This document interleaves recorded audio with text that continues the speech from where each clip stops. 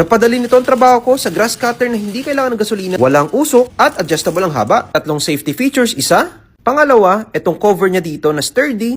At pangatlo ay yung safety button niya dito sa gilid na hindi mo yan mapapagana pag hindi yan pinindot dito. Katulad nito.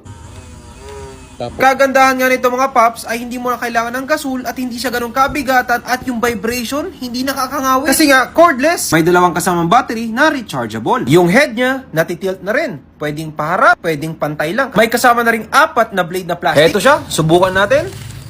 Kahit plastic lang yan, kayang-kaya makabali kasi 18,000 RPM yung lakas ng motor niya. May kasama na rin tong dalawang gulong, dalawang alloy blade. Eto itsura niya. Eto naman yung ginamit ko. O, di ba? Napakadali magtabas. May kasama na ring saw blade at ito naman siya pag nakalaga. Ang tanong, safe ba ito? Yes po, nahihigpitan siya na katulad nito. Adjustable yung haba, eto siya. Napaka-portable at hindi nakakangawit pag ginamit. Bonus pa na hindi ganun kamahalan